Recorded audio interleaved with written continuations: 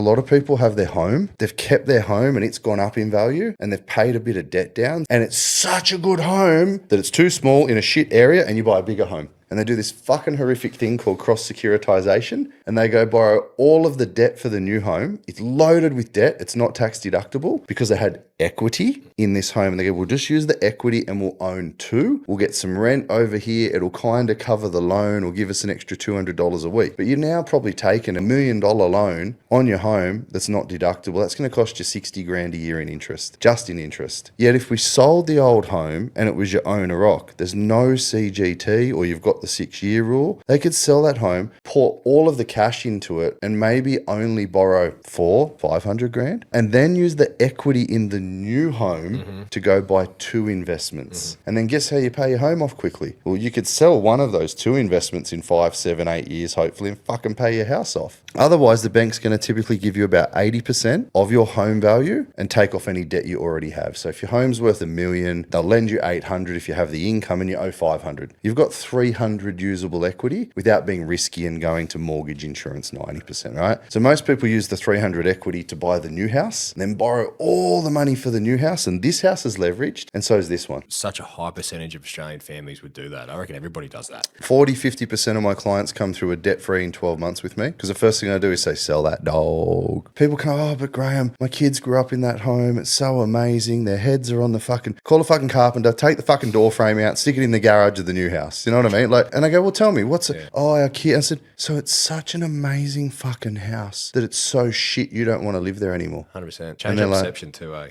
I spend a lot of time on what I do to help people with that shit. And then you're right. They sell the dog, they pay off their house in full, and then they have a litter of puppies. Yeah. Because they go buy 3 and their homes fucking pay. We did like 44 podcasts. Every single person on that has nothing on their home loan. And they've all come to me with just in the last 2 or 3 years.